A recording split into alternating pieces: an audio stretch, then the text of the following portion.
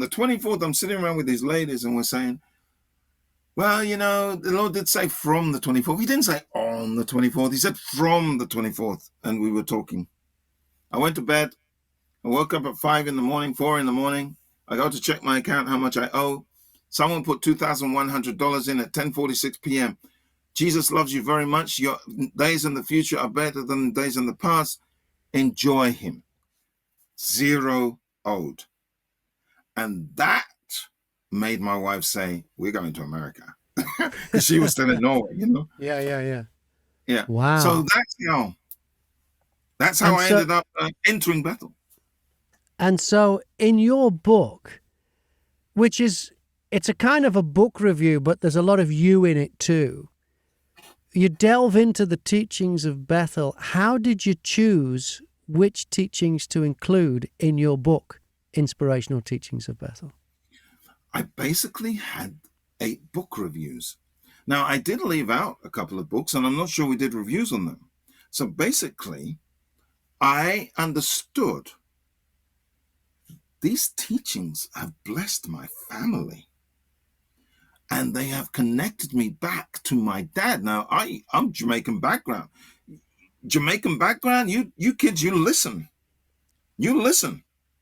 And that meant distance. So when I was 18, I escaped to university. I was thinking either we're going to clash or I get good grades and I get out of here. My dad understood that. But I didn't say that to anyone, but that was my plan. So I found I kept distance from my background. But through the culture of honor, which is prevalent in Bethel, it's an honor culture whereby it's opposite to what you think of when you think of honor culture, you see. Honor culture is usually you think they're going to kill the woman for making a mistake. Mm-hmm. But the culture of honor is the opposite. We're looking for the honorable things we can say about you and about what you're doing and who you are. So you are thinking, oh, your dad, he didn't want to hurt you.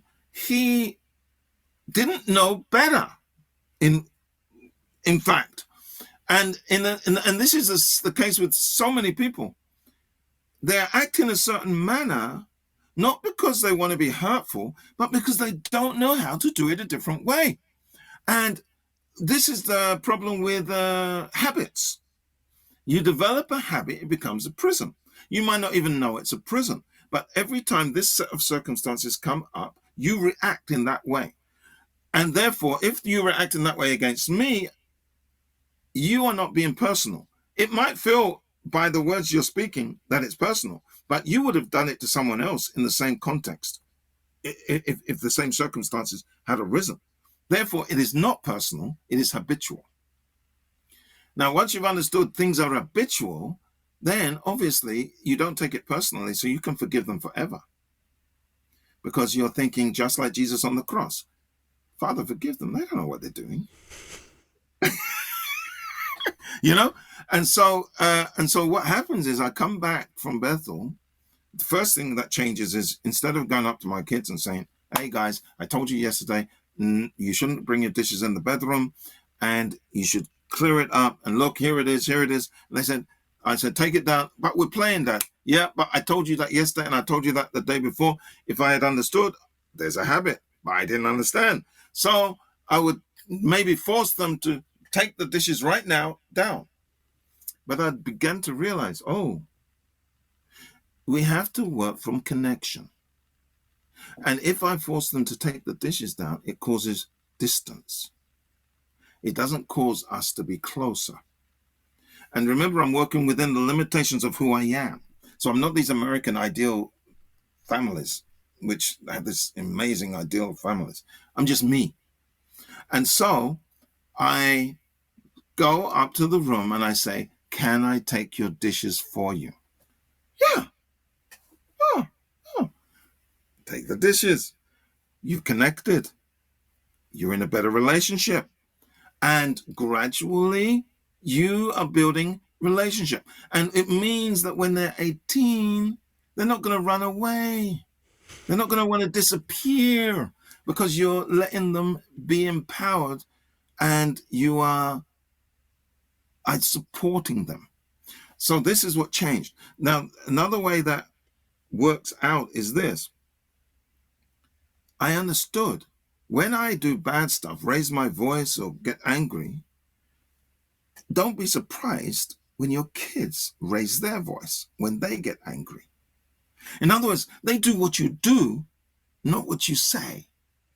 And I was one of the main guys in the world writing my poems back in the 1980s who was saying, how come adults do the same mistakes as kids, but the kids are not allowed to do it, but the adults punish the kids for doing it, and then they do it. I was one of the main guys writing this, you know? So I understood, even if my kids don't do what I want them to do now, if I do the right thing in front of them, at some point they will begin to do it. Because I saw them do bad things, which I did. So be sure they will do the good things. So you build on connection, not on being right. And there's only one fruit of the Spirit in the New Testament to do with control, and that's self-control. So basically, most of those book reports were the ones I'd written, and Right. the policy was explain what the writer wanted to say. So you'd already written the book reports when and then basically what you put the book together from the reports you'd already got. Is that how it worked? Most of my books, yeah. Yeah. Just because I like reality. Yeah. It was the same with my newsletters. Sometimes when I went on missions, I went on those missions. I just put the newsletters together. Why? Because that's how it worked. It worked. I mean, it's not perfect. It's not grammatically brilliant. It's not, but it worked, right? People don't understand. People are so fixated with perfection in grammar. For example, Yeah. I mean, I'm glad that you did this because together we could create a perfectly grammatical book. It makes it much easier to promote because I'm not ashamed of misspelling the word learn, Leanr, on the second page. You Well, it know, doesn't matter in an so audio book how you spell it, as long as it looks. exactly. And it gets corrected because you're working together. So it takes it to a new level of excellence. For example, if I had 10 spelling mistakes in one of those book reports in a written form, that could turn someone off the book completely. Yeah. They could be In reading a it written book. and just Yeah. say, I don't trust Yeah. this writer. Yeah. He don't even know how to spell. How can he give me advice? But what people don't get is this. There's not a single perfect biblical manuscript on planet Earth. There is not a single perfect biblical manuscript on planet Earth.